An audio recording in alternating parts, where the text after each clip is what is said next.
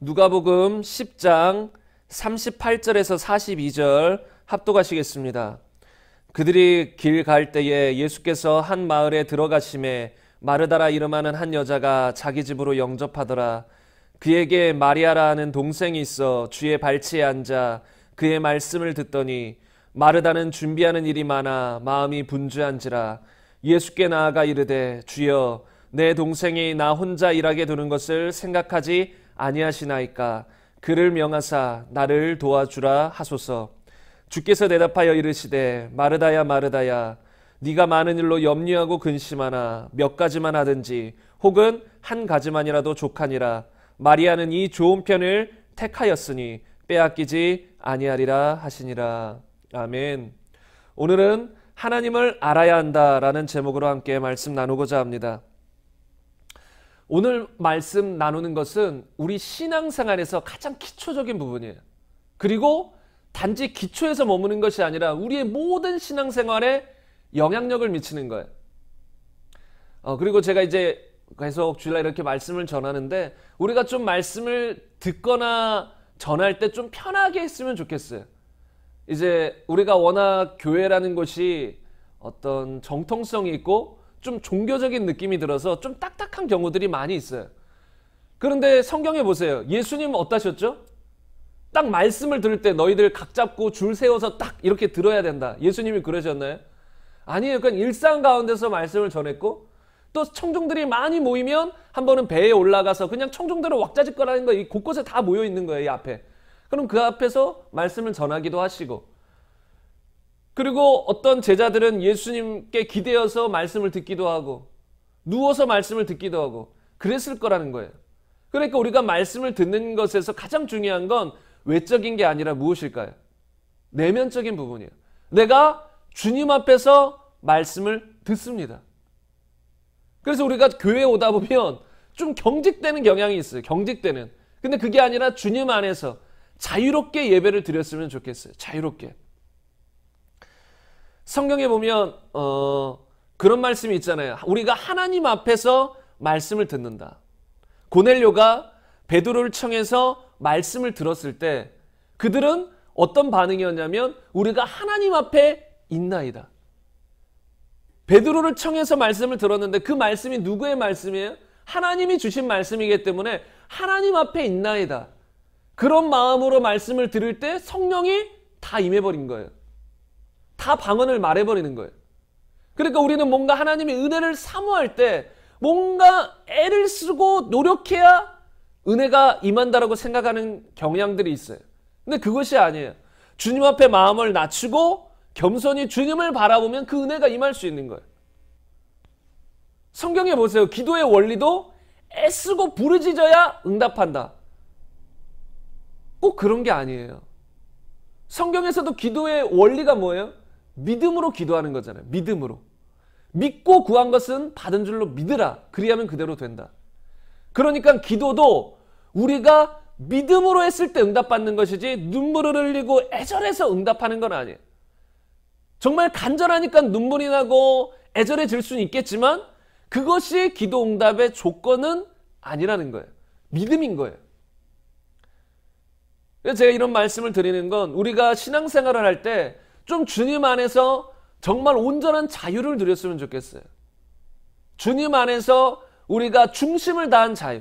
그러니까 외적으로 오늘 제가 나누는 본문 말씀에 다 들어가 있지만 한국교회의 특성이 무엇이냐면 좀 종교화되어 있어요. 종교화. 그래서 사람들의 내면을 다루기보다 외적인 것을 보고 외적인 것을 고치려고 하는 경향들이 많아요. 우리의 중심적인 부분을 다뤄주고 그것이 외면으로 나타나야 돼요. 그런데 외적인 것만 바라보고 그것만을 고치려고 하는 경향이 많아요. 예를 들어 우리가 자식을 기를 때도 아직 우리 자식이 다 없지만 아직 뱃속에 있고 아직 태어나진 않았지만 많은 부모님들이 자식의 외적인 것을 보잖아요. 행동. 그래서 어떤 행동이 잘못됐으면 어떻게 해요? 그 행동을 꾸짖고 행동을 고치려고 해요. 그 아이가 어떤 마음으로 그런 행동을 했는지는 별 관심이 없어요. 그 아이의 마음의 중심의 동기를 바꿔주려고 하는 것이 아니라 외적인 행동만을 바꿔주려고 하는 거예요. 그럼 어떤 결과가 벌어질까요? 부모님 앞에서는 변해 있어요. 어느 정도. 그러나 부모님을 떠나 친구들과 다른 삶에 이렇게 나가면 그런 모습들이 다시 튀어나오게 돼 있어요. 왜? 중심이 안 바뀌었으니까. 중심이 안 바뀌었으니까. 근데 교회도 이런 경향이 있다는 거예요. 예를 들어 염색하지 말아야 된다. 이런 말 많이 들어봤죠. 염색하면 모든 시선이 쏠려요. 그런데 염색을 왜 하면 안 되는가? 그 의도가 무엇인가? 이런 걸 충분히 우리가 설명을 듣지 못해요. 그리고 단지 염색한 것에 대한 정죄감만 온다는 거죠. 그것에 대한 비판의 시선만 온다는 거죠. 그러니까 우리가 그런 환경 속에서 자라다 보니까 이 겉모습을 바꾸기 전에 우리는 내면을 바꿔야 되거든요. 내면을 바꿔서 겉모습을 바꿔야 되는데 그렇지 못하고 처음부터 그런 외적인 것들을 신경 쓰게 되다 보니까 내면을 주님께 집중해서 내 안이 새로워지는 데 집중하는 것이 아니라 내 겉면, 행동 이것을 자꾸 바꾸는데 급급하다는 거예요. 그러다 보면 결국은 신앙생활의 회의감을 느끼고 비판과 정죄감 속에서 또 어떤 사람은 엄청난 종교인이 되기도 해요. 그럴 때 외적인 걸 너무 잘 가꿔요. 칭찬받아요. 그럼 더 가꿔요. 사람은 칭찬받으면 좋아하니까 더 가꿔요. 더 열심히 해요. 더 충성해요. 근데 외적인 것뿐일 수 있다는 거예요. 내면은 허하다는 거예요. 내면은 텅텅 비었다는 거예요. 그래서 오늘 말씀이 뭐예요? 하나님을 알아야 된다는 거예요. 하나님을 알아야 된다. 진짜 우리가 집중해야 되는 것은 단지 외적인 부분을 가꾸는 것이 아니라 나의 내면에서 하나님을 인격적으로 아는 데 집중해야 된다는 거예요. 성경에서도 바리새인들은 어땠어요? 외면만을 가꾸기에 급급했잖아요. 외면만. 11조는 잘해요. 사람들 앞에서 기도하는 모습 보여요. 구제하는 모습 보여요. 그런데 예수님이 뭐라고 했어요? 너희가 믿음, 정의, 긍휼은 버렸도다. 이건 다 외면적인 거예요? 내면적인 거예요? 내면적인 거잖아요. 믿음, 정의, 긍휼.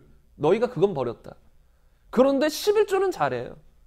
사람들 앞에서 기도 모습은 잘 보여준다 이거예요. 이게 우리 현대 크리스천들의 모습이진 않나, 많은 그리스도인들의 모습이진 않나 한번 생각해 볼 필요가 있어요. 사람들 앞에서는 어느 정도 훌륭한 그리스도인으로 보여요. 겉모습은. 그런데 내면은 아닌 거예요. 내면은 하나님에 대한 믿음도, 하나님에 대한 신뢰도, 하나님의 그 긍휼도 없고 정의도 없고, 그런데 외면적으로는 칭찬받는 모습이 이 많은 현대 그리스도인들의 모습이라는 것이죠. 그래서 오늘 말씀이 정말로 우리 모두에게 아주 중요한 메시지라고 생각합니다. 우리 신앙생활의 전반에 걸쳐서 가벼운 메시지가 아니에요. 정말로 중요한 메시지예요. 한 번 듣고 끝나는 메시지가 아니라 이 메시지를 통해서 우리의 모든 믿음, 소망, 사랑, 모든 신앙생활이 결정지는 거예요. 근데 많은 사람들이 이걸 놓쳐요. 이걸 놓치기 때문에 제가 오늘 첫 번째로 나눌 것이 무엇이냐면 한국교회에 뿌리 박힌 미혹들에 대해서 먼저 나눌 건데, 왜냐면 이 미혹이라는 것이 우리 가운데 들어와서 사람들이 초점을 놓쳐요. 초점. 올바른 초점을 놓치기 때문에 신앙생활을 제대로 못하는 거예요. 엉뚱한 걸 바라본다는 거죠. 우리가 예를 들어 산의 정상에 올라가야 돼요. 그러면 그 목표를 분명히 해야 되잖아요. 분명히 하고 그 산꼭대기를 향해서 나아가야 되는데 많은 성도들이 그 목표가 흔들려 있어요. 정확하지 않아요. 그래서 열심히 걷기는 걸어요. 그리고 대다수가 또 안 걷기도 하죠. 요새는 신앙생활이라고 해도 그냥 대충대충 하는 경우가 많으니까. 그런데 목적도 분명하지 않고 대충대충 하기도 하고, 그러다 보니까 많은 한국교회의 이 교회들이 무너지기 시작한 거예요. 오늘 말씀을 들으면 한국교회가 왜 이렇게 무너졌는가, 타락했는가를 알 수 있어요. 여러분도 아시겠지만 어떤 잘못된 방향으로 우리가 나아간다고 그것이 우리 인생에 바로 어떤 영향을 미치나요? 많은 경우 그렇지 않아요. 어떤 큰 경우는 바로 영향을 미칠 수도 있겠지만 조금 빗나갔어요. 예를 들어 저 정중앙으로 가야 되는데 여기서 한 1도, 2도가 빗나갔어요. 그럼 처음에는 티가 안 나요. 그냥 이거 잘 가는 것 같이 보여요. 그런데 그게 세월이 지나요. 5년, 10년, 20년. 그러면 나중에 가보면 너무나도 목적지에서 벗어나 있다는 거죠. 한국교회도 이랬다는 거예요. 한국교회가 잘한 것들이 많아요. 성령님을 인정하고 회개를 외치고 과거에 그런 잘한 부분도 많아요.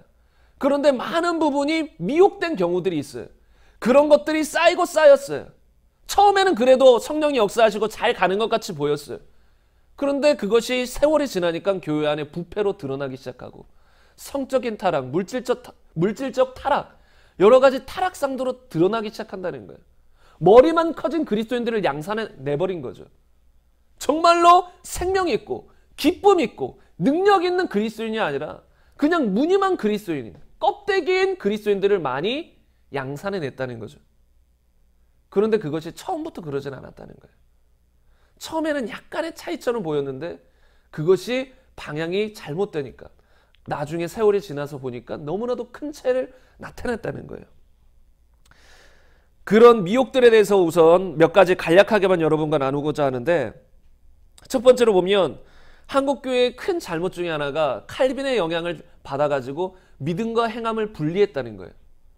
물론 원래 칼빈은 믿음과 행함을 분리했다라고는 안 하는 사람들도 있지만 결과적으로 그런 영향을 받은 많은 사람들이 믿음은 우리를 천국으로 인도하고 행함은 우리를 큰 상급으로 인도한다, 이렇게 가르쳤어요. 믿음은 구원이고 행함은 상급이다. 이해가 가세요? 많은 한국교회가 이런 가르침을 가르쳐요.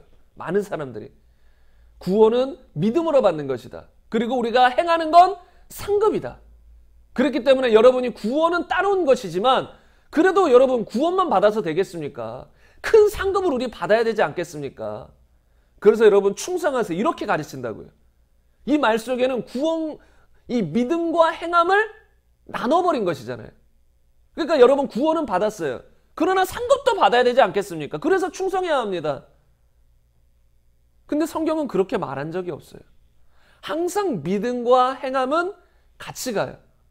내가 주님을 믿노라 하고 내 마음대로 살아요. 그건 믿음이 아니라는 거죠. 그러니까 성경이 말하는 믿음은 예수님을 나의 주인으로 믿는 것이기 때문에, 나의 왕으로, 나의 하나님으로 믿는 것인데, 하나님으로 나의 주인으로 믿었다고 하면서 주의 말씀을 전혀 따르지 않는다. 그러면 그분의 존재에 대한 믿음은 있을지라도 나의 주인으로 믿은 건 아니잖아요. 이해가 가시죠? 그분의 존재는 믿는 거예요. 귀신처럼. 그분이 부활한 것도 믿었어요. 하나님이신 것도 믿었어요. 그 존재는 믿었는데 그분을 내 인격적으로, 내 중심의 주인으로 믿지는 않은 거예요. 근데 성경이 말하는 믿음은 주인으로 믿는 믿음이거든요. 주인으로 믿는 믿음. 로마서에서도 보면 예수님께서 죽으시고 부활하신 이유가 우리의 주가 되려 하심이라. 우리의 주가 되시려고, 주인이 되시려고 죽으시고 부활하셨는데 그분을 믿는다라고 해놓고서 행함이 따르지 않는다. 그것은 믿음 자체가 가짜 믿음인 거예요. 그래서 야고보서에서는 행함이 없는 믿음은 죽은 믿음이다라고 했어요. 죽은 믿음. 죽었다라는 거예요. 그 믿음은 가짜라는 거예요. 그러니까 우리는 이 행함을 단지 상급에 연관시킬 것이 아니라 믿는다면 행함이 따라야 됩니다. 이게 성경적이라는 거예요. 근데 이것이 한국교회에 큰 미혹으로 다가와서 많은 성도들을 무너뜨렸다는 거예요. 왜요? 난 천국은 따놨으니까 내가 원하는 만큼 순종하면 난 요 정도 순종해서 요 정도 상급 받아야지. 나는 지금은 좀 바빠, 삶이 힘들어, 순종하는 건 나중에 하고 우선 구원은 따놨으니까 순종하는 건 나중에 해야지. 이런 잘못된 생각들을 가지게 됐다는 거예요. 이 구원론 때문에, 이 믿음과 행함을 가른 것 때문에. 이것이 한국교회의 큰 미혹이라는 거예요.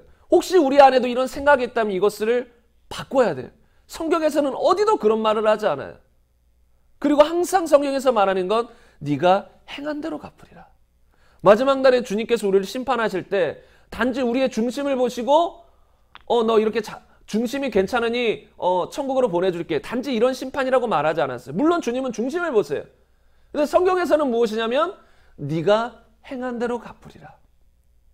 왜냐하면 우리가 이해하기 쉽게 하나님 우리의 중심을 보지만 그 중심은 항상 우리의 외면으로 나타나게 돼 있어요. 혼자 있을 때 아니면 사람들과 있을 때 다양한 환경 속에서 우리의 중심은 나타나게 돼 있어요. 그래서 예수님은 너희가 행한 대로 갚으리라. 왜요? 우리의 행한 것을 보면 그 사람의 중심을 알 수 있다는 거예요. 이것은 변함없는 진리예요. 열매로 그 나무를 안다. 성경이 말하잖아요. 예수님 말하잖아요. 포도나무에서 포도를 내는 것이지 포도나무에서 사과가 맺힐 수 없는 거예요. 그것처럼 좋은 나무, 하나님의 사람이라면 좋은 열매를 맺게 되는 것이고, 만약에 하나님의 사람이 아니라면 나쁜 열매를, 죄악의 열매를 맺게 된다는 거예요. 물론 우리는 자유지가 있어서 하나님의 사람이 되었어도 부분적으로 넘어지고 실수하고 죄를 범할 수 있으나 또 회개하고 돌이키잖아요. 그래서 우리 인생의 전체적인 삶의 모습을 보면 선한 열매들이 맺혀지게 된다는 거예요. 그래서 행한 대로 갚으리라는 것이죠. 그리고 또 이런 미혹이 있습니다. 한 번 구원받으면 절대로 구원은 잃어버리지 않는다. 이것도 비슷한 맥락인데요. 칼빈의 영향을 받은 사람들이, 우리가 구원을 받았어요? 그럼 구원파처럼 한 번 정확히 구원을 받으면 그 이후로 어떻게 살아도 구원은 잃어버리지 않는다는 거예요. 왜요? 믿음으로 받는 거니까. 믿었으니까 구원은 잃어버리지 않는다는 거예요. 하나님이 끝까지 견인이라고 표현하는데, 신학적인 용어로 견인, 끌고 간다는 거예요. 어디까지? 천국까지. 이것은 또 어떤 생각에서 비롯됐냐면, 하나님이 천국 갈 사람, 지옥 갈 사람을 우리가 태어나기 전부터 일방적으로 정했다라는 생각에서 비롯된 거예요. 우리가 이런 것들 조금 딱딱한 말씀처럼 보일 수는 있어도 잘 새겨들어야 돼요. 왜냐하면 이런 생각들 때문에 이런 것이 뿌리가 되어서 잘못 파생된 기독교의 문화나 생각들이 너무나 많아요. 너무나 많아요. 사람이 어떻게 말씀대로 살 수 있어? 우리는 죄인이야. 죄를 사랑하는 죄인이지만 그래도 믿어서 부끄러운 구원을 받는 것일 뿐이야. 이렇게 생각하는 사람들이 의외로 많아요. 어떻게 사람이 말씀대로 살 수 있어? 그냥 부끄러운 구원 받는 것뿐이야. 우리는 죄를 사랑할 수밖에 없어. 어떻게 우리가 말씀대로 살 수 있어? 실제로 제 그 영상에도 이런 댓글을 달더라고요, 누군가가. 그러니까 그 사람들의 생각은 다 이런 기본 베이스가 깔려 있는 거예요. 하나님이 택한 사람은 어떻게 해요? 무조건 하나님이 택하셨으면 구원 받는 거예요. 죽기 전이라도 어떻게 해요? 하나님이 회개시켜서라도 구원해 간다는 거예요. 역으로 하나님이 택하지 않았으면 어떻게 되는 거예요? 어떤 노력을 해도 구원 못 받는 거예요. 왜? 하나님 택하지 않았으니까. 하나님이 일방적으로 우리의 의사와 우리가 겸손히 마음을 낮추고 주님을 믿으려고 하는 그런 자세하고는 상관없이 그냥 하나님의 기분대로 택한 거예요. 너는 그냥 태어날 때부터 지옥이야. 넌 천국이야. 근데 성경 어디서도 이런 말은 없어요. 모든 사람이 진리를 아는데 이르기를 원하신다 했죠. 하나님이 세상을 이처럼 사랑하사 세상 다 사랑하시는 거예요. 모든 사람을. 예외가 없어요. 믿는 자마다 영생을 얻게 하려 하심이라. 누구든지 마음문을 열고 믿으면 다 영생인 것이지 너는 택하지 않았어. 그냥 너는 믿을 수 없어. 지옥이야. 이런 것은 없어요. 근데 이런 생각 속에서 비롯된 것이 한 번 구원받으면 영원한 구원이다. 왜요? 구원받은 사람이라면, 진짜 구원받은 사람이라면 하나님이 택한 사람이잖아요. 그럼 어떻게 이 사람이 구원을 잃어버릴 수 있어요? 없죠. 그래서 이런 생각이 한국교회 안에 들어와서 사람들의 신앙생활을 무너뜨려버려요. 구원은 받아놨으니까 뭐 죽기 전이라도 다시 한번 회개하면 되거나 아니면 좀 죽기 전에 좀 나이 들어서 주님께 순종하거나 이런 잘못된 생각을 가지게 됐다는 거예요. 왜? 구원을 잃어버리지 않는다라고 생각하니까. 그러나 성경은 끝까지 믿음을 지켜야 된다.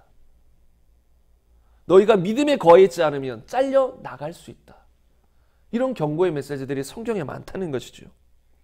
그리고 또 한국교회의 크나큰 문제점 중에 하나가 은사 중단을 외치는 교회도 많아요. 지금도 방언, 이것부터 마귀 방언이라고, 하나님은 그런 방언 주시지 않는다라고 유튜브 돌아다니 보면 나와요. 제가 올린 방언 설교에서도 그렇게 댓글을 달아요. 방언 없다고. 은사들 끝났다고. 근데 그거는 성경의 어떤 구절들을 오해해서 생긴 것인데 예수님이 재림하시면 그때는 끝나죠. 우리가 천국 가면 그때는 어떻게 해요? 방언할까요? 주님 앞에 가서 또 천국 가가지고 랄랄랄라 계속 해야 되나요? 그럴 필요 없는 거예요. 그때는 예언도 필요 없고 방언도 필요 없어요. 주님이 재림하시면, 주님이 이 땅에 다시 오시면 그때를 말하는 것인데 그 사람들은 성경책이 완성되었으니까 이제 은사들은 없어졌다라고 생각하는 거예요. 성경이 완성됐으니까. 66권 성경이 있으니까 완벽한 성경이 있는데 무슨 은사가 더 필요하냐. 무슨 치유의 은사가 있고 무슨 방언의 은사가 있고 무슨 예언의 은사가 있냐. 그건 끝났다. 초대교회 사도들 때까지만 있었지 지금은 끝났다라고 생각하는 거예요. 그래서 지금 어떤 치유의 능력이나 방언, 성령의 역사 이런 걸 인정하지 않아요. 근데 이것 때문에 한국교회가 큰 문제를 겪었어요. 왜요? 능력이 없어요. 죄를 이길 능력도, 말씀대로 살 능력도, 어떤 선을 행할 능력도. 은사를 왜 줬나요, 우리에게? 고린도전서 12장에 보면 각 사람에게 은사를 주심은 유익하게 하려 하심이라. 유익하게 하려고 주신 것인데, 다른 사람들의 덕을 위해서 주신 것인데, 이 방언은 자기의 덕이지만 다른 은사들은 대부분 다른 사람을 위한 것이잖아요. 다른 사람을 섬기라고 주신 은사인데 그걸 무시해버려요. 인정하지 않아요. 그럼 어떻게 섬기라는 거예요? 그냥 말씀을 전해가지고 지식만 크게 만드는 거, 그 정도밖에 못한다는 거예요. 사도 바울도 단지 지식을 전한 게 아니거든요. 성령의 능력으로 그들에게 전한 것이지. 그런 은사는 지금도 있다는 거예요. 근데 많은 한국교회가 이것을 부인해요. 많은 사람들이. 그냥 머리만 커져 있어요. 그래서 실제적인 하나님의 능력, 초대교회에 얼마나 부흥이 일어났는데, 근데 그것이 하나님의 표적과 기사가 같이 갔거든요. 말만 한 것이 아니라 예수님은 분명히 너희가 복음을 전할 때 내가 함께 있어 표적과 기사로 함께 한다 그랬어요. 근데 표적과 기사가 없어요. 계속 말뿐이에요. 병든 자가 있는데 병을 못 고쳐줘요. 그냥 안위하는 것뿐이에요. 아, 하나님이 뜻이 있으시겠죠. 병을 통해서 하나님이 뭔가 계획이 있으실 거예요. 근데 병 걸린 사람은 원하는 게 뭐예요? 치유받고 싶은 거예요. 하나님 앞에 나와 치유받고 싶은 거예요. 근데 그걸 부인해요. 그런 치유의 능력을 인정하지 않으니까 그런 병자들이 와도 못 고쳐주는 거예요. 이게 한국교회의 큰 문제점이라는 것이죠. 그리고 돈이나 명예나 성적인 어떤 이 타락들, 이것들도 한국교회 안에 큰 미혹이죠. 지금 뉴스나 이런 데 보면 교회를 건드리는 게 뭐예요? 돈, 아니면 명예, 자식을 이제 그 다음 후계자로 세운다. 저는 그것에 대해서 무조건 반대하진 않아요. 그런데 그것이 사리사욕이 들어갔다면 그건 철저히 반대죠. 그러니까 하나님의 인도함을 따라 자식이 합당한 후계자라면 그 다음 담임 목사라면 저는 세우는 거 당연하다고 봐요. 세상 사람들이 욕해도 그건 문제없어요. 그러나 문제는 교회 안에서 사람들이 사리사욕으로 후계자를 세우는 사람들이 많다는 거예요. 그 담임 목사가 그 아들이 딱 봐도 후계자감이 아니에요. 그런 경우들이 한국교회에 많을 거예요. 후계자감이 아니에요. 성도들이 은혜를 못 받아요. 그분에게서. 그런데 아들이니까 무조건 세워버리는 거예요. 이거는 하나님께 영광이 안 되는 거예요. 이거는 욕심인 거예요. 명예욕인 거예요. 이것은 잘못됐다는 것이죠. 그리고 성적 미혹에 대해서도 말하자면 요즘 혼전 순결을 외치는 교회들이 많아 보이지는 않는 것 같아요. 그런 이야기들. 성경은 분명히 혼전 순결을 말해요. 거룩하라고 말해요. 깨끗하라고 말해요. 부부 이외에는 관계를 맺으면 안 된다라고 말해요. 그걸 간통이라고 하죠. 간음이라고 하죠. 그런데 한국 이 사회의 문화는 어때요? 간통죄가 폐지돼 버렸잖아요. 폐지됐다고요. 문화 속에서는, 한국에서는. 그러니까 바람을 피워도 법적으로는 잘못이 아니라는 거예요. 법적으로는. 근데 이런 문화 속에서 교회들도 점점 그런 생각들에 젖어 들어간다는 거예요. 교회 안에서 이런 혼전 순결을 외치지 못하는 이유 중에 하나가 무엇이냐면 대부분이 이것이 깨져 있어요. 그리고 사역자들 본인들도 이런 부분에 취약한 경우들이 많아요. 그러니까 이것을 말씀 그대로 선포하지 못하는 거예요. 그래서 그런 이야기, 어떤 조사한 것들에 대해서 들어보면 벌써 교회 안에서도 중학생들부터 뭐 청년들의 이야기를 이르기까지 조사를 해보면 30% 이제 어린아이 때는 그 정도 되겠지만 청년들쯤 되면 거의 8, 90 아니면 7, 80 교회 안에 사람들이 성적으로 다 깨져 있다는 거예요. 근데 이것을 우리가 바로 잡아야 된다는 거예요. 지금 이 문화가 교회를 무너뜨리려고 하는 이 큰 미혹 중에 하나가 무엇이냐면 음란이거든요. 성경의 역사적으로 보세요. 음란해지면 교회는 무너지게 돼 있어요. 교회를 무너뜨리는 가장 핵심적인 방법 중에 하나가 음란이에요. 음란. 음란이 극치로 다다르면 어떻게 될까요? 동성애로 가는 거예요. 아니면 개나 동물들과 하는 그런 수간이라고 하나요? 그런 게 되는 거죠. 이게 몸의 쾌락을 극도로 이렇게 타락하면 쾌락이. 그런데 한국교회가 이런 부분에 대해서 잘 대처를 못하고 있는 것 같아요. 다시 말하면 이 부분에 대해서 미혹됐다는 거예요. 은연중에 다 그냥 성적으로 타락해서 그렇게 살아가는 거예요. 그리고 어떤 음란한 영상이나 음란한 옷차림 이런 것에 대해서도 제대로 된 가르침을 해주지 못하는 경우들이 많아요. 음란한 영상, 포르노나 야동 이런 것들은 철저히 우리가 보면 안 되거든요. 그것이 우리의 마음에 가늠하게 만드는 거잖아요. 그리고 그것이 거기서 끝나는 게 아니라 이 성폭행자들 그런 사람들을 보면 대부분은 다 포르노, 야동 다 봤을 거예요. 어찌 보면 100% 봤을 거예요. 그런 것에 영향을 받다 보니까 처음에는 마음으로 가늠하고 품다가 그것이 행동으로 나가는 것이거든요. 그래서 이것은 철저히 우리가 금해야 되는 거예요. 이게 죄예요. 마음으로 가늠한 건 곧 가늠이라고 했잖아요. 예수님께서. 행동뿐만 아니라. 그리고 한 가지만 더 말씀드리자면 교회 안에서도 많은 교회들 보면 청년들에 대해서 이런 말을 잘 못하는 것 같아요. 무엇이냐면 옷 정결하게 입으십시오. 젊은 청년들을 향해서 정결한 옷을 입어야 됩니다. 우리는 섹시하다라는 말을 들으면 안 됩니다. 제가 이 표현을 누구에게서 들었냐면 어떤 유명 기독교 유튜버에게서 들었어요. 참 근데 공감이 돼서 여러분들에게 나누는 거예요. 기독교인은 섹시하다는 말을 들으면 수치라고 생각해야 된다고. 섹시하다는 남자든 여자든 섹시하다라는 말을 들으면 수치다. 그리고 기독교인은 어떤 옷차림을 입어야 될까요? 어떤 옷차림? 기독교인다운 옷차림을 입어야 된다는 거예요. 세상 사람들, 세상 문화가 흘러가는 대로 점점 짧게, 점점 노출 이게 아니라 딱 정결하게 그리스도인답게 입어야 된다는 거예요. 여러분 성경에서는 무서운 말씀이 있습니다. 마태복음 18장 6절에 보면 누구든지 나를 믿는 이 작은 자 중 하나를 실족하게 하면 차라리 연자 맷돌이 그 목에 달려서 깊은 바다에 빠뜨려지는 것이 나으니라. 이걸 현대인의 성경으로 보면 그러나 누구든지 나를 믿는 이런 어린아이 하나를 죄짓게 하는 사람은 차라리 목에 큰 맷돌짝을 달아 깊은 바다에 빠져 죽는 것이 더 낫다. 이것이 무엇을 말하냐면 주님을 믿는 작은 자 하나라도 실족하게 한다면, 다시 말하면 그 사람을 죄짓게 만든다면 차라리 바닷속에 빠져 죽는 게 낫다는 거예요. 그 정도는 무섭다는 걸 말해요. 어떤 죄예요? 다른 사람을 죄짓게 하는 죄. 내가 죄짓는 거 말고 여기서 말하는 건 다른 사람을 죄에 걸려 넘어지게 만드는 그 사람도 큰 죄를 범한다는 거예요. 무섭다라는 거예요. 근데 우리가 옷차림을 남자든 여자든 상관없이 이성에게 이 섹시함을 어플하고 막 성적으로 음란하게 만든다면, 죄짓게 만든다면, 가늠하게 만든다면 그 책임은 나에게도 있다는 거예요. 상대방에게 뿐만 아니라 나에게도 있다는 거예요. 내가 그런 옷차림을 입었으니까. 그래서 우리는 주의해야 된다는 거죠. 사도 바울은 이런 고백을 했습니다. 고린도전서 8장 13절에 보면 현대인의 성경을 읽어드리겠습니다. 그러므로 음식이 내 형제를 죄짓게 한다면 나는 내 형제를 죄에 빠뜨리지 않기 위해서도 다시는 제물을 먹지 않겠습니다. 내가 예를 들어 하나님 앞에서는 이 땅에 어떤 음식이든 다 상관없이 먹을 수 있는 믿음이 있어서 이게 제물이든 아니든 신경 쓰지 않고 먹었어요. 근데 그것 때문에 혹시 누군가가 실족해 넘어져요. 만약에 그렇다면 나는 먹을 수는 있으나 내 마음대로 내가 믿음을 가지고 먹을 수는 있으나 평생 먹지 않겠다라는 거예요. 평생 먹지 않겠다. 먹어도 상관없는데 먹지 않겠다라는 거예요. 왜요? 그 사람이 죄 지을까 봐. 죄에 걸려 넘어질까 봐. 이게 무서운 경고로 받아들일 수 있지만 사도 바울이 여기 표현은 사랑이잖아요.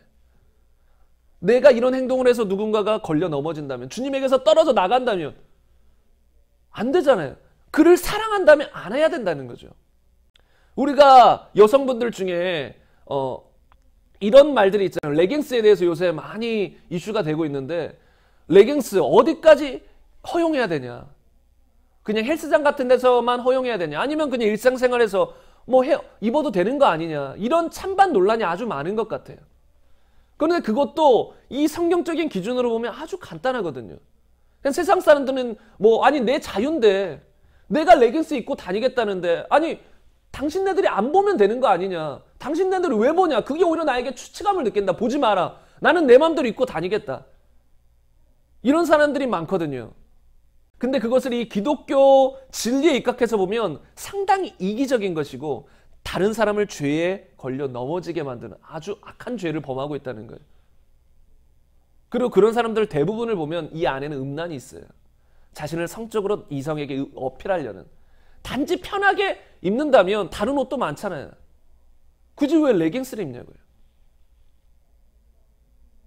물론 이게 입어봤더니 너무 편하다 그래서 입고 싶다. 그럼 입으세요. 집에서 입으세요. 아니면 다 가릴 거 다 가리고 입으세요. 내가 이 모습을 통해서 이성에게 성적인 유혹을 하지 않는, 육체적인 유혹을 하지 않는 선에서 입어야 되는 거죠. 그리스도인은 정결하게 입어야 되는 거예요. 디모데전서 2장 9절에서 10절 말씀을 보면 그렇게 나와 있습니다. 세 번역으로 보면 이와 같이 여자들도 소박하고 정숙하게 단정한 옷차림으로 몸을 꾸미기 바랍니다. 머리를 어지럽게 꾸미거나 금붙이나 진주나 값비싼 옷으로 치장하지 말고 하나님을 공경하는 여자에게 어울리게 착한 행실로 치장하기 바랍니다. 그리스도인들은 여긴 여자를 말하고 있지만 남자든 여자든 무엇으로 자신을 치장해야 되는지 아세요? 착한 행실.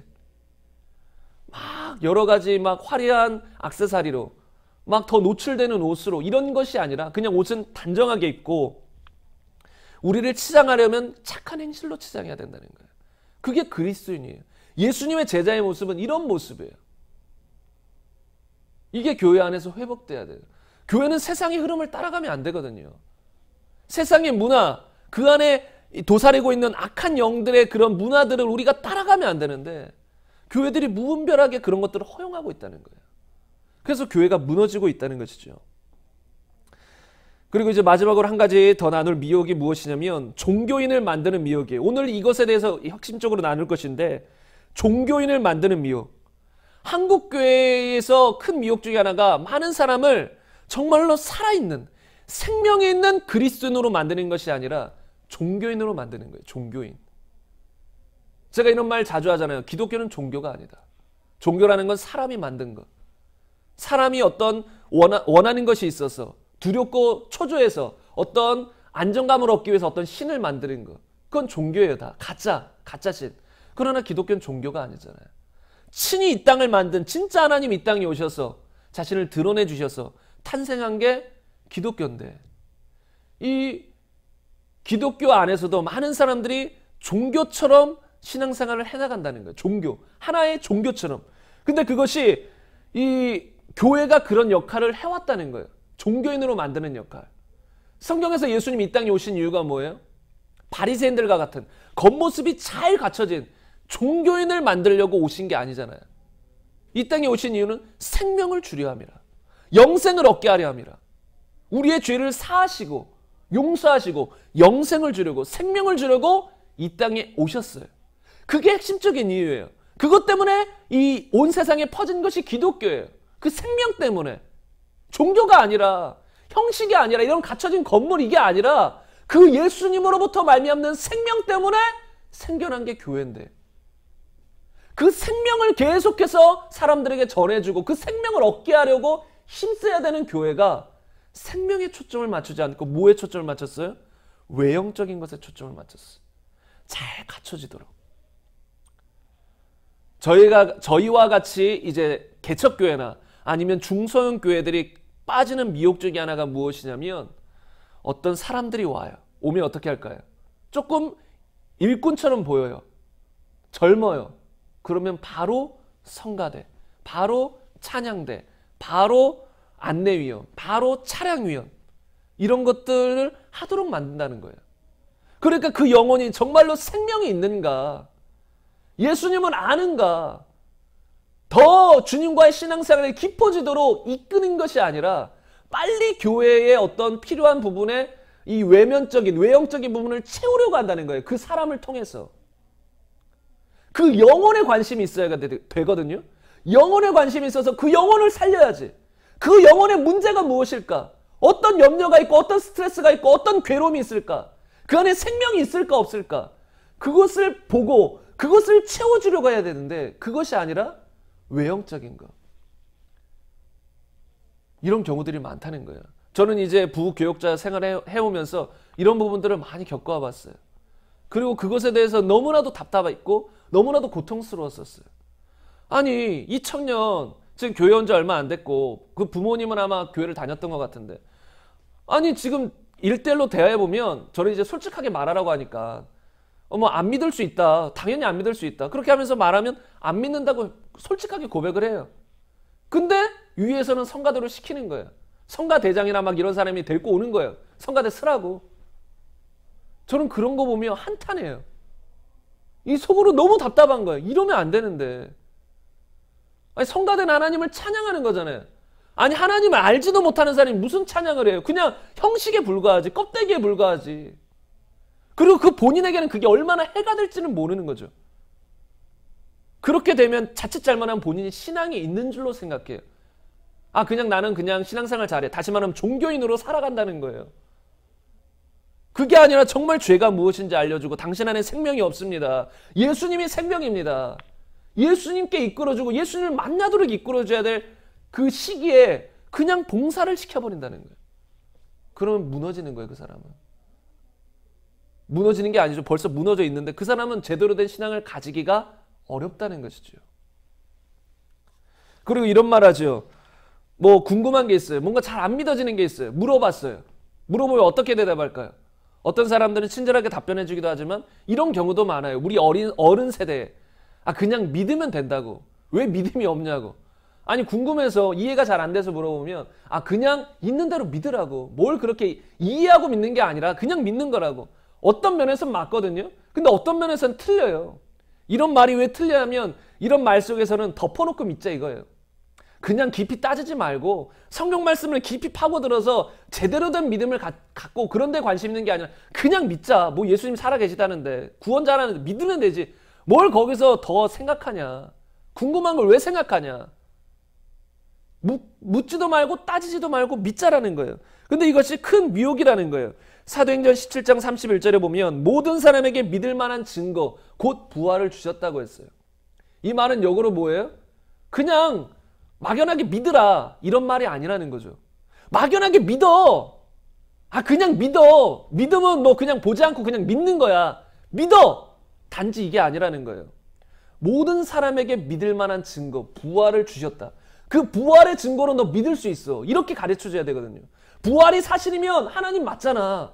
근데 부활이 사실이야. 수많은 제자들이 주님의 부활을 전하다가 죽었어. 만약에 그들이 예수님의 부활을 보지 않았다면 그런 삶을 못 살았을 거야. 어떻게 예수님이 부활하지 않는 것을 알면서도, 다시 말하면 예수님이 거짓말쟁이잖아요. 부활 안 했다면. 본인이 부활한다고 몇 번이나 말했는데 근데 부활을 안 했어요. 그럼 거짓말쟁이에요. 그러면 그가 거짓말쟁이인 걸 알면서도 그를 위해 목숨을 바치는 제자들이 몇 명이나 되겠어. 그런 사람이 있겠어 없겠어. 근데 수많은 제자들이 목숨을 바쳤다는 거예요. 주님을 위해. 그 당대에만. 그 이후로도 쭉이지만. 그러면 부활은 사실이라는 거야. 부활이 사실이 아니라면 그런 일들이 일어날 수 없다는 거야. 그러면 부활이 사실이면 예수님은 하나님이신 것이 확실하다는 거야. 성경은 이것을 모든 사람에게 증거로 주셨어. 너가 이것에 대해서 깊이 생각해 봐야 돼. 그냥 무조건 믿는 게 아니라 이 확실한 증거를 가지고 믿어야 돼. 이게 성경이 말하는 것이거든요. 그리고 로마서 10장 17절도 그러므로 믿음은 들음에서 나며 들음은 그리스도의 말씀으로 말미암는다고 했잖아요. 그러면 믿음이라는 게 어떻게 생길까요? 말씀을 들을 때 또는 말씀을 읽을 때 생긴다는 거예요. 하나님이 이 원리를 정해 주신 거예요. 우리가 어떻게 믿음을 가질 수 있어요? 하나님의 말씀을 듣거나 읽을 때 성령이 우리에게 그것들을 깨우쳐 주세요. 믿을 수 있도록 도와주세요. 그럴 때 믿음이 생기는 거예요. 다시 말하면 덮어놓고 믿는 게 아니에요. 믿음을 가지려면 오히려 더 생각하고 고민하고 더 성경을 보면서 하나님 알려주세요. 깊이 파고들어야 돼요. 그때 믿음이 생길 수 있는 거예요. 우리가 말하는 믿음은 그냥 막연한 믿음인 경우들이 많아요. 근데 그런 믿음은 아무 의미가 없어요. 그런 믿음은 시험의 때에 환란이 있을 때 다 넘어져 버리는 믿음이에요. 뿌리가 없잖아요. 확고한 뿌리가 없잖아요. 확고한 뿌리는 어떻게 생겨요? 주의 말씀을 통해서 생겨요. 부활의 증거를 통해서 생겨요. 그래서 우리는 그냥 믿는 게 아니라는 거예요. 그냥 덮어놓고 믿는 것이 아니라는 것이죠.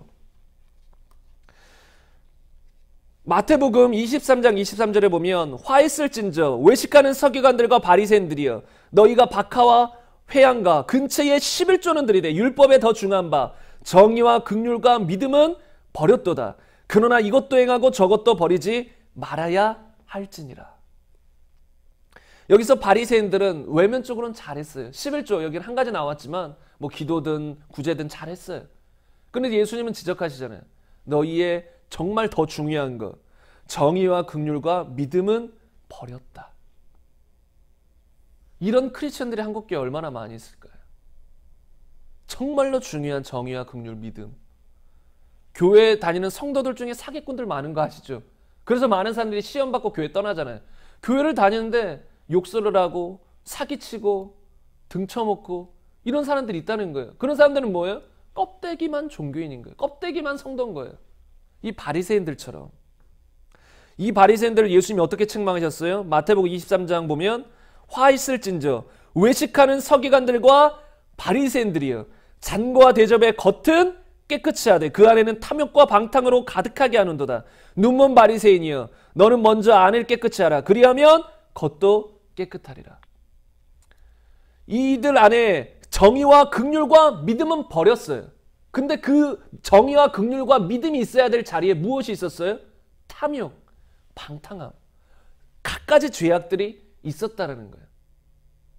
근데 이런 경우가 한국교회에 많은 이유는 무엇이냐면 모든 사람들은 기본적으로 다 그 안에 방탕과 탐욕이 가득해요. 왜냐하면 다 죄 덩어리니까. 예수 믿기 전에 다 죄 덩어리니까. 하나님을 떠난 죄 덩어리니까. 그런데 그들이 교회에 오면 그들이 그 죄를 회개하고 그 죄 덩어리인 인간이 바뀌어 새 사람이 돼야 되거든요. 이 안이 새롭게 창조돼야 돼요. 다시 말하면 거듭나야 돼요. 생명을 얻어야 돼요. 하나님의 선한 성품을 받아야 돼요. 선한 성품이신 예수님께 접붙임이 돼야 돼요. 그런데 그것에 초점을 맞추지 못하고 비껴나갔다는 거예요. 외형적인 것을. 그래서 이런 종교적인 이 신자들을 양산하게 되었다는 거예요. 그래서 이런 분위기 속에서 이 신앙생활하는 성도들은 어디에 초점을 맞출까요? 자연스럽게.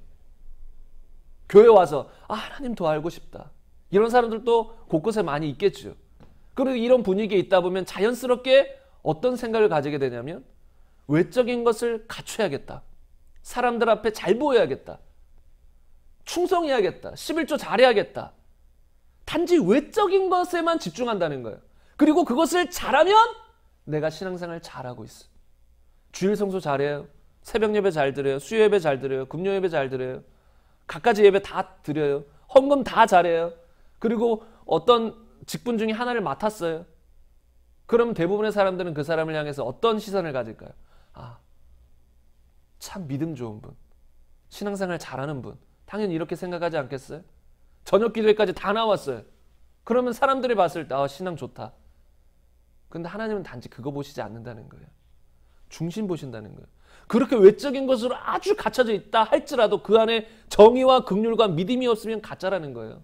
바리새인들과 똑같다라는 거예요. 현대판 바리새인인 것이죠. 현대판. 교회별로 바리새인 모양이 다 달라요. 그 교회의 문화에 따라. 교회에서 중요하게 여기는 것에 따라 바리새인들은 다 다르게 나타나요. 현대에서. 기도를 중요하게 여긴다. 기도 많이 하면 신앙생활 잘하는 것 같이 여긴다. 그러면 그 교회의 바리새인들은 어떤 모양으로 나타나요? 기도 많이 하는 사람들. 그 중에 진실된 사람도 있겠지만 많은 경우 바리새인처럼 하는 사람도 있을 수 있어요. 바리새인처럼 열심히 기도하는 거예요. 그리고 어떤 교회는 막 봉사하면 믿음 좋다라고 생각해요. 그럼 그 교회는 어떤 바리새인들이 나타날까요? 봉사 열심히 하는 바리새인. 왜요? 그러면 이제 인정받으니까. 그들의 관심은 하나님께 있는 게 아니에요. 생명에 있는 게 아니에요. 그냥 사람들의 칭찬. 나 신앙생활 잘하는 거. 나에게만 있는 것이죠. 이게 한국교회의 큰 미혹이고 이게 종교인들을 양산해 내었다는 거예요. 한국교회. 그래서 한국교회 많은 사람들이 힘이 없어요. 신앙생활이 힘이 없어요. 여러분 성도들을 보세요. 성경에 나온 믿음의 사람들을 보세요. 신앙생활에 힘이 없었나요? 힘이라는 건 외적인 육적인 힘을 말하는 게 아니에요. 영적인 힘. 사람들을 살리는 힘. 죄를 이기는 힘. 어려움 속에서도 어려움을 극복하는 힘. 염려거리가 다가오는 상황에서도 염려를 주께 맡겨버리고 기뻐할 수 있는 힘. 이 힘이 초대교회 사람들은 있었어요. 사도 바울과 신라처럼 감옥에 갇혀도 기뻐할 수 있었어요. 찬송할 수 있었어요. 기도할 수 있었어요.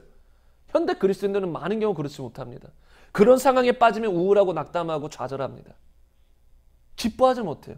어떤 삶에 조금이라도 문제거리가 오면 그 문제 때문에 스트레스 받아하고 염려하고 하루 종일 모든 시간을 날려버려요. 그거 염려 아니라고.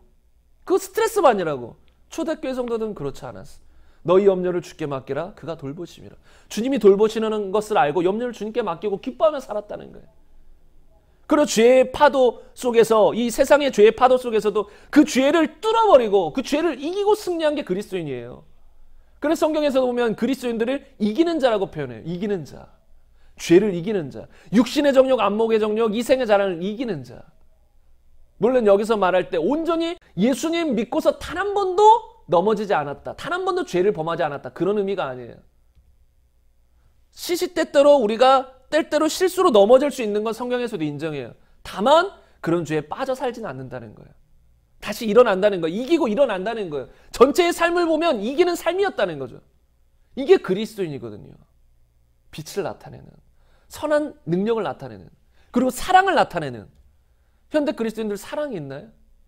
만약에 이 한국교회 모든 그리스도인들이 사랑이 있었다면 이 한국교회가 이렇게 욕을 먹진 않았을 거예요. 초대교회는 오히려 칭송을 받았어요. 믿지 않는 자들에게까지. 왜요? 사랑이 있었기 때문에. 왜 사랑이 있었을까요? 하나님께 초점을 맞췄고 그 생명을 받았기 때문에 사랑이 넘쳤던 거예요. 근데 한국교회는 껍데기만 가득하지 생명 있는 사람들이 많지 않아요. 그래서 사랑이 없어요. 껍데기만 있으니까. 그래서 한국교회가 지금 이 사회에서도 규탄을 받고 있는 것이 그런 상황이 되어버렸다는 것이죠. 성경 말씀이 그리고 어떤 나에게 영향력도 주지 못하고 내 삶에 능력이 안 되는 이런 현실. 이게 다 뭐예요? 종교인을 양산해버렸기 때문이에요. 다른 말로 예수님께 사람들을 이끌어 나가지 못했다는 거예요. 힘있게. 우리의 삶을 예수님께 드리도록 이끌지를 못했다는 거예요. 그래서 제가 지금까지 설명해드린 모든 이 미혹들의 핵심적인 원인은 무엇이냐면 하나님을 알지 못하는 데 있어요. 하나님을 알지 못하는 데. 하나님을 깊이 안다면 제가 지금 소개해드린 미혹들에 걸러 넘어질 이유가 없어요. 근데 하나님을 모르는 거예요. 하나님을 잘 모르는 거예요. 그러니까 여러 가지 이런 미혹들에 넘어진다는 것이죠. 제가 조금 전에 말씀드린 마태복음 23장에 보면 서기관과 바리새인들이 11조는 잘 드렸어요. 그러나 정의와 긍휼과 믿음은 버렸다고 했잖아요. 그런데 예수님이 더 중요한 것이 무엇이라고 했어요? 정의와 긍휼과 믿음이라고 했어요. 11조는 하지 마 이런 말은 아니에요. 11조도 당연히 해야 되지만 정말로 중요한 건 정의와 긍휼과 믿음이다. 이게 더 중요하다. 이렇게 말씀하셨는데 정의와 긍휼과 믿음은 뭐예요? 외면적인 거예요? 내면적인 거예요? 내면적인 거예요. 근데 이 내면적인 것은 어떻게 해야 바뀔까요? 주님을 알 때 바뀌어요. 주님을 알지 못하면 절대로 이 내면적인 것은 제대로 바뀔 수가 없습니다. 그럼 요한복음 8장 19절을 통해서 이들의 특징을 한번 살펴보자면 바리새인들을 향해서 말씀하신 것인데 이에 그들이 묻되 네 아버지가 어디 있느냐? 예수께서 대답하시되 너희는 나를 알지 못하고 내 아버지 곧 하나님도 알지 못하는도다. 나를 알았더라면 내 아버지도 알았으리라. 예수님은 바리새인들을 향해서 뭐라고 했어요? 너희는 나도 알지 못하고 내 아버지도 알지 못한다라고 했어요. 근데 바리새인들은 하나님 아버지를 안다라고 생각할까요? 모른다고 생각할까요? 안다라고 생각하죠. 나는 아브라함의 자손이다. 난 대대로 하나님을 섬겨온 자손이다. 난 하나님의 백성이다 라고 생각한다는 거예요. 근데 예수님은 뭐라고 하셨죠? 너는 나도 모르고 내 아버지 하나님도 넌 모른다라는 거예요. 여기서 알다라는 표현은 무엇이냐면 단지 지적으로 아는 거, 조상 대대로부터 들려온 이야기를 듣고 아는 것 말고 개인적으로 주님을 친밀하게 아는 거, 연합하여 아는 거. 성경에서는 영접이라고 하죠. 주님을 내 안에 모셔드리는 거. 그냥 지식으로 아는 것 말고 주님을 내 안에 모셔드려서 아는 걸 말해요. 모셔드림을 통해 아는 거. 그냥 내 옆에서 누가 말해서 아는 거 말고 내 안에 모셔드려서 개인적으로 아는 것. 그게 아는 거예요. 근데 이들은 몰랐다는 거예요. 근데 그 결과가 뭐예요? 주님을 모르는 결과가 정의와 긍휼과 믿음을 버리게 버렸다는 거예요. 주님을 모르면 결국은 이렇게 된다는 거예요. 주님을 모르면. 호세아서 4장 6절에도 보면 내 백성이 나를 알지 못하여 망한다. 사람들이 왜 망할까요? 하나님을 알지 못해서 망한다는 거예요. 하나님을 알지 못해서. 그럼 우리가 초점 맞춰야 될 게 무엇인가 이제 나왔어요. 이런 미혹들을 이기고 제대로 된 신앙생활을 할 수 있는 이 근본적인 초점이 나왔어요. 그게 무엇일까요? 하나님을 아는 것이. 하나님을 아는 것. 여러분, 믿음, 소망, 사랑 다 어디서 나올까요?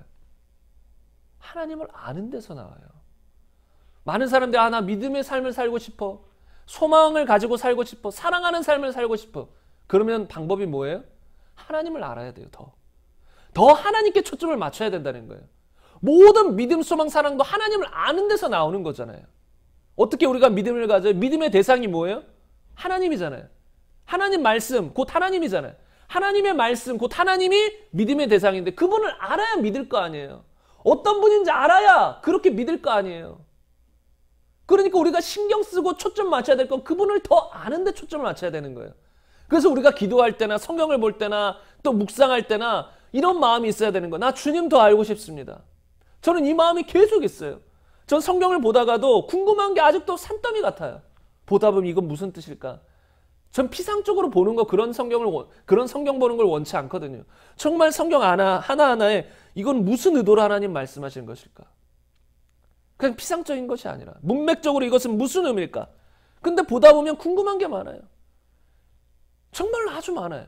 근데 그럴 때마다 하나님께 간구하기도 하죠. 주님 더 알고 싶습니다. 이 진리를 알고 싶어요. 이거는 왜 그런 거죠? 이해가 안 갑니다. 주님 알고 싶어요. 계속 주님을 갈구하는 거예요. 주님의 뜻을, 주님의 계획을, 그리고 더 나아가 주님 그분 자신을 원한다는 거죠. 이게 초점이 맞춰지고 신앙생활을 해나갈 때 어떤 일이 벌어지는지 아세요? 믿음도 소망도 사랑도 증가하기 시작해요. 삶의 모든 영역이 바뀌기 시작해요. 왜요? 주님을 아는 만큼 우리는 바뀌거든요. 내가 아무리 노력해도 안 바뀌어요. 내가 아무리 믿음의 생활을 하고 싶어도 안 생겨요. 믿음이. 어떻게 해요? 그럼 주님을 알아야 돼요. 주님이 어떤 분이신가?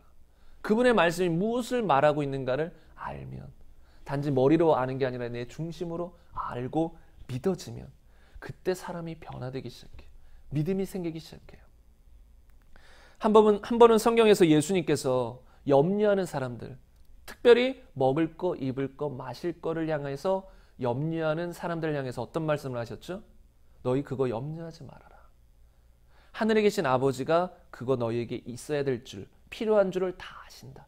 그러므로 너희는 먼저 그의 나라와 그의 의를 구하라. 그럼 이 모든 건 너희에게 더하여 주시리라. 이렇게 말씀하셨잖아요. 근데 여기서도 사람들이 염려하는 이유가 무엇이었을까요? 염려하는 이유. 하나님을 알지 못해서예요. 쉽게 표현하면. 하나님은 너희에게 필요한 것이 있어야 될 줄 아신다. 그리고 다 채워주실 것이다. 이게 예수님은 알고 있었던 거예요. 이것을. 근데 사람들은 몰라요. 지식으로는 알았겠죠. 하나님은 사랑해요. 우리 필요한 거 채워주시오. 근데 이 마음으로 그걸 안 믿는 거예요. 모르는 거예요. 그러니까 염려하는 것이죠. 걱정하는 것이죠. 근데 이것도 어떻게 해결돼요? 하나님을 알면 해결된다는 거예요. 다시 말하면 우리 삶 속의 모든 염려, 걱정, 문제거리는 하나님을 알면 다 해결되는 거예요. 다. 신앙생활의 초점을 여기 맞춰야 된다는 거예요. 여러분이 이제부터 신앙생활 해나갈 때 다른 것이 초점이 아니라 하나님을 아는데 더 힘쓰기를 바랍니다. 하나님을 아는데. 저도 그것에 힘쓰고 있어요. 하나님을 아는데. 그래서 저는 앞으로 저희 교회에 많은 성도들이 올 때 막 오자마자 뭐 하세요 이런 거 원치 않아요. 그리고 오자마자 뭐 할게요 이런 것도 원치 않아요. 먼저 주님 안에서 충분히 말씀을 듣고 충분히 주님을 알아서 이 안에서 성령의 인도함을 따라 자발적인 마음이 들 때 그때 하면 되는 거예요. 그래도 늦지 않아요. 주님이 막 우리가 뭐 충성한다고 막 그걸 그냥 좋아하시고 그런 분이 아니세요. 주님을 우리가 개인적으로 주님을 더 깊이 알고 더 교제해서 그 안에서 신앙생활 해나가면 그 안에서 충성하며 살기를 원하시는 거예요. 그래서 우리가 초점 맞춰야 될 것은 주님을 더 알아야 한다는 것이죠. 그럼 우리 마지막으로 오늘 본문 말씀을 한번 돌아가 보겠습니다. 오늘 본문 말씀에 돌아가 보면 누가복음 10장 38절 이하의 말씀인데요. 어떤 여자, 마르다라는 여자가 있어요. 그 동생 마리아가 있었죠. 그런데 예수님이 그 집에 들어가셨어요. 그래서 그 집에 가셨기 때문에 마르다는 열심히 예수님을 섬기려고 이것저것 막 섬길 것들이 많았어요. 분주했어요. 뭐 요리를 준비했을 수도 있고 막 청소를 했을 수도 있고 구체적으로 나와 있지 않지만 여러 가지 일들로 분주했다 그랬어요. 근데 마리아, 동생 마리아는 무엇을 했죠? 예수님의 발 앞에 가서 예수님의 말씀을 들었어요. 그 모습을 본 마르다. 여러분 한번 우리 이 입장에서 한번 생각해 보세요. 나와 나의 친구나 동생이 있어요. 근데 손님이 왔어요. 그러면 같이 일을 해서 도와야 되는데 나는 열심히 일해서 지금 그분을 섬기러 가는데 그 사람은 동생이나 그 친구는 그분 앞에 가서 그냥 웃으면서 그분 말씀을 듣고 있는 거예요. 그럼 어떤 생각이 들까요? 막 답답하고 짜증나고 막 그런 마음이 들 수 있지 않을까요? 아니 나만 이렇게 일해야 돼? 아니 동생이 같이 일해야 되는 건 마땅한 거 아니야? 그래서 예수님께 말하잖아요. 예수님 내가 이렇게 일하는 거 모릅니까? 동생이 지금 나하고 함께 일해야 되는 거 모릅니까? 좀 주님 이 상황 좀 돌아봐 주세요. 이런 식으로 말하잖아요. 그랬더니 예수님께서 무엇이라고 말하죠? 네가 많은 일들로 마음이 염려하고 분주하다. 많은 일들로 염려하고 근심하나 한 가지나 몇 가지나 혹 한 가지만이라도 족하다. 이러면서 마리아는 더 좋은 편을 택했으니 잃어버리지 않을 것이다. 여기서 제가 핵심적으로 말하고 싶은 건 무엇이냐면 마리아는 더 좋은 편을 택했다라는 거예요. 더 좋은 편이 뭐였어요? 단지 교회에서 충성하고 봉사하고 이런 거요? 아니요. 주의 말씀 듣는 그 자리. 그게 더 좋다는 거예요. 우리가 살아가다 보면 교회 안에서 우선순위가 뒤바뀌기 쉬워요. 삶에서도 마찬가지지만 교회 안에서도 마찬가지예요. 정말 우선순위가 뭔지를 모르는 거예요. 네, 그냥 외적으로 막 교회 충성하고 봉사하고 그것에 급급하여 살다 보면 정말로 우선순위가 뭔지 몰라요. 이것을 통해 우리가 배워야 될 것은 무엇이냐면 우선순위는 주님 앞에 서 있는 거죠. 주의 말씀 듣는 자리에 서 있는 거예요. 주님과 교제하는 자리에 서 있는 거예요. 그게 우선순위인 거예요. 이런 사람이 그리고 제대로 된 신앙생활, 제대로 된 충성과 봉사를 해나갈 수 있다는 거예요. 그리고 이런 사람은 모든 문제점이 다가올 때, 문제거리가 올 때도 쉽게 해결해 나갈 수 있어요. 왜요? 주님 앞에 서 있으니까. 근데 신앙생활 좋다라고 하고 열심히 충성 봉사하는 사람들 문제거리 크게 딱 와버리면 그냥 뻥뻥 나가 떨어지는 경우들 많이 있을 수 있어요. 왜요? 주님 앞에 서 있지 못했던 거예요. 주의 말씀 앞에 서 있지 못했던 거예요. 그분의 말씀을 듣는 그 위치에 있지 못했던 거예요. 우리는 날마다 주의 말씀을 먹어야 되거든요. 여러분 밥 하루에 몇 끼 드십니까? 뭐 적게는 한 끼, 뭐 보통은 3끼 이렇게 먹을 거 아니에요? 근데 말씀은 한 1년에 한 번 들으면 될까요? 1년에 한 번 먹으면 될까요? 아니요. 말씀도 매일 주의 말씀을 먹어야 되는 거예요. 다양한 루트를 통해서 자꾸 주의 말씀을 먹고 듣고 묵상하고 그 말씀 가운데 우리가 살아가야 되는 것인데 그렇지 못하면 영적인 힘들이 쫙쫙 빠져버려요. 신앙생활의 영적인 능력들이 쫙쫙 빠져버린다고요. 그럴 때 어떤 문제거리가 딱 와버려요. 그러면 그냥 넘어져 버리는 거예요.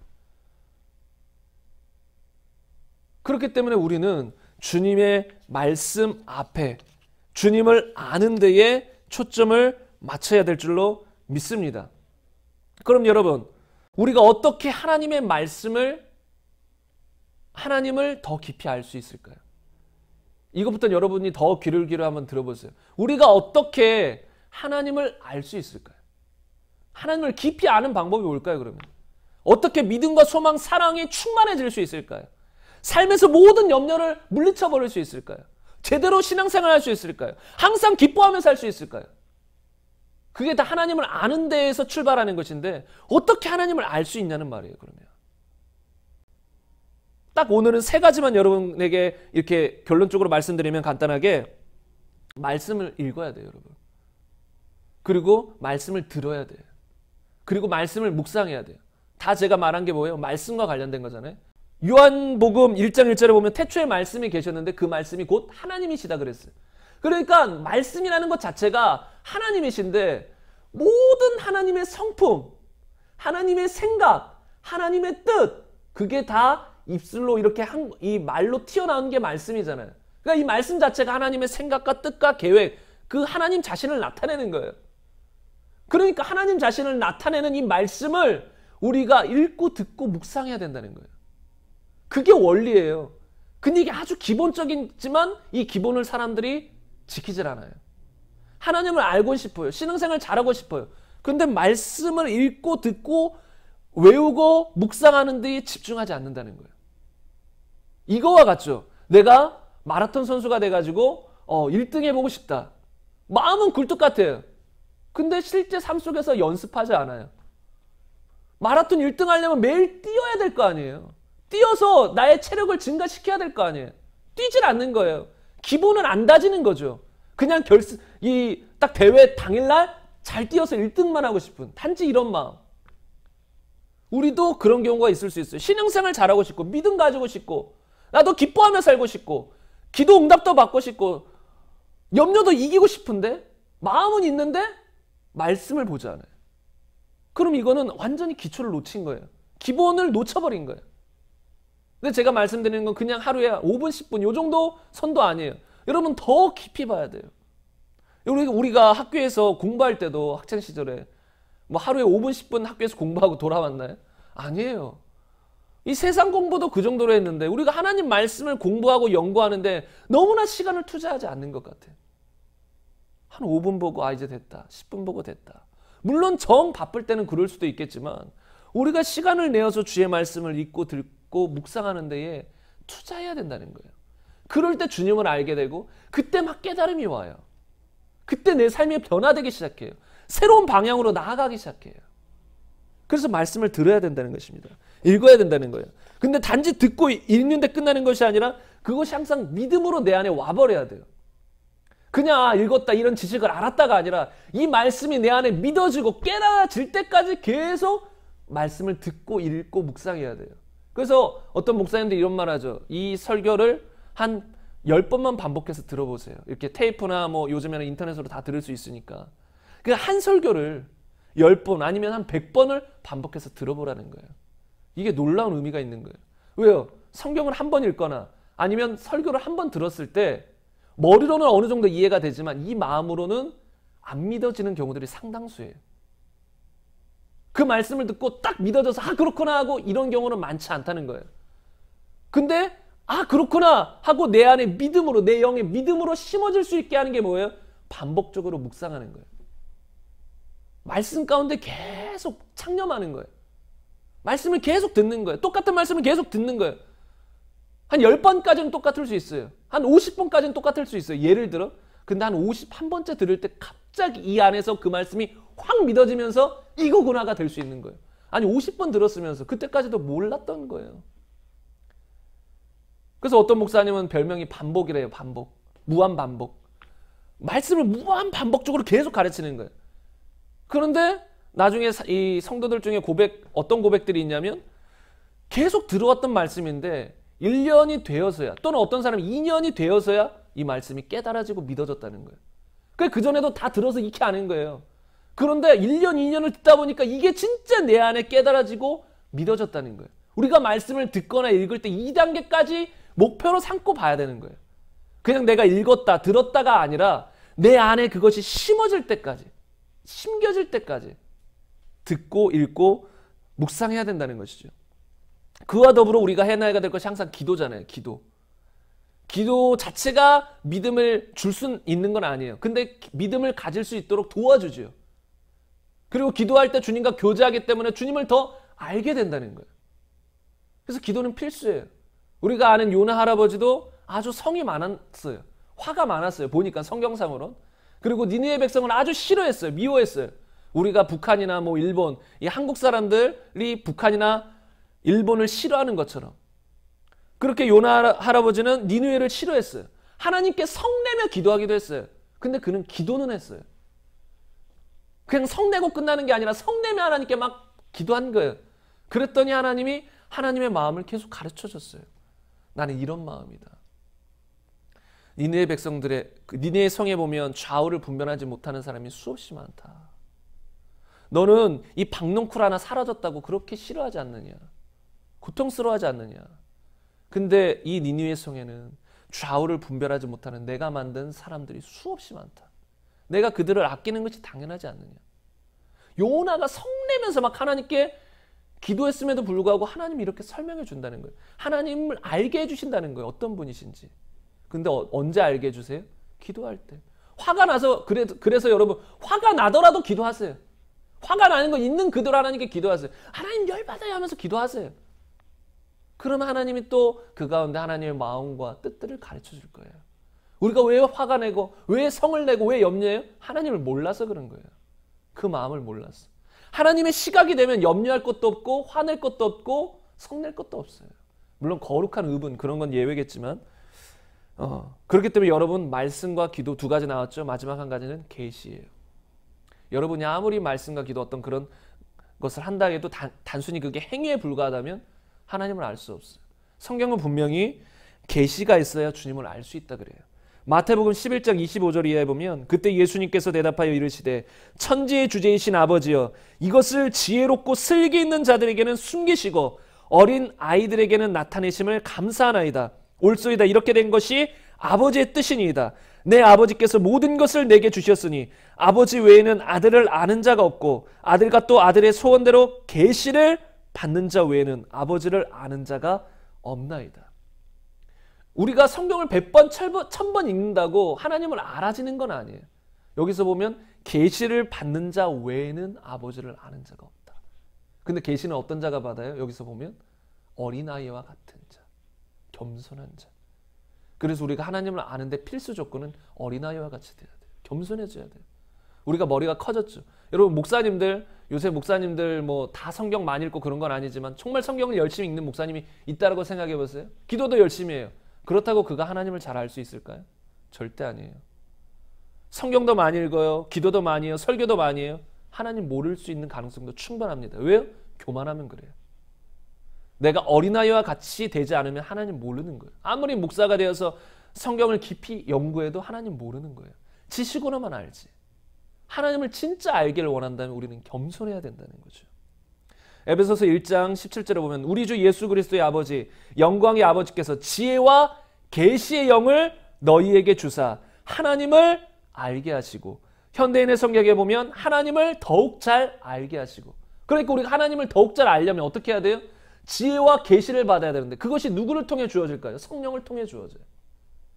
그렇기 때문에 우리가 마음을 낮추고 성령님 지혜와 계시를 주사 하나님을 더 알게 해주세요. 내 삶 속에 이런 문제가 있습니다. 이 가운데 하나님을 더 알게 해주세요. 여러분 모든 문제 가운데서도 하나님을 알면 다 해결되는 거예요. 하나님을 더 알게 해주세요.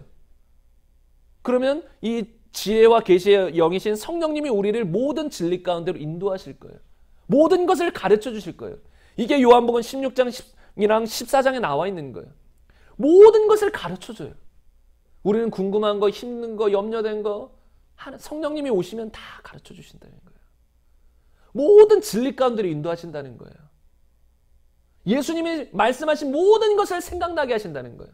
그게 누구예요? 성령이라는 거예요. 그러면 여러분께서 하나님을 더 알길 원한다면 말씀을 보시고 그리고 기도하시고 마지막으로 겸손히 성령의 계시를 구하세요. 날마다 성령님 오늘도 더 알게 해주세요. 저도 설교 그냥 할 수 있는지 아세요? 만약에 하나님의 그런 능력과 도우심을 못 느끼고 내 힘으로 하려고 하다 보면 안 나와요. 아무 말도 안 나와요. 나오다가 그냥 멈춰요. 할 말이 없어져요. 지식적으로 제가 하려고 하면 할 수 있겠죠. 그냥 뭐 가르치는 거. 근데 설교가 그런 게 아니잖아요. 그러니까 이 설교도 마찬가지고 주님을 아는 것도 마찬가지고 주님의 계시가 없으면 도우심이 없으면 모른다는 거예요. 그래서 이 땅에 교만한 자는 절대 구원을 못 받는다는 거예요. 성경을 만독 읽어도. 겸손한 자. 그래야 주님의 계시가 임하고 주님을 더 알게 될 줄로 믿습니다. 우리 이제 함께 이 말씀을 가지고 기도했으면 좋겠는데요. 기도할 때 한번 우리가 내가 주님의 제자 된 것에 대해서 한번 생각하시면서 기도했으면 좋겠어요. 여러분 우리는 주님의 제자잖아요. 예수님을 믿으면 다 제자예요. 성도라는 것도 우리를 표현할 때 성도로 표현하기도 하고 제자로 표현하기도 하고 아들과 딸이라고 표현도 해요. 종이라고 표현도 하고. 근데 그 중에 하나가 제자인데 제자라는 건 스승을 따라가는 거예요. 스승을 본받는 거예요. 그게 제자잖아요. 근데 우리는 예수님의 제자면 예수님을 본받고 예수님을 따라가야 돼요. 그럼 당연히 예수님에 대해서 더 알아야겠죠. 스승이 무슨 말을 했는지, 스승이 어떤 성품을 가지고 계신지, 어떤 마음이신지, 어떤 생각인지를 알아야 그분을 따라갈 거 아니에요. 우린 제자라면 그분을 알아야 된다는 거예요.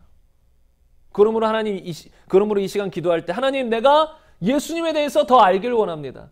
나의 스승이신, 나의 주인이신, 나의 하나님이신 예수님, 주님을 더 알기를 원합니다. 하나님, 날마다 주님을 더 깊이 알 수 있도록 지혜와 계신 영이신 성령님, 나를 붙들어 주옵소서. 나에게 계시해 주시옵소서. 하나님을 더 알 수 있도록 말씀을 들을 때, 또 성경을 읽을 때, 기도할 때, 또 삶 속에서 날마다 매 순간 계시해 주셔서 하나님을 더 깊이 알게 하여 주옵소서. 그리고 평생에 마리아처럼 주의 그 앞에 앉아 주의 말씀을 듣는 자리에 있기를 원합니다. 날마다 주님의 일을 하기 전에 주의 앞에 앉아 주의 음성을 들으며 주의 말씀을 들으며 주님과 교제하는 삶, 주님을 더욱 알아가는 삶을 살아가게 하여 주옵소서.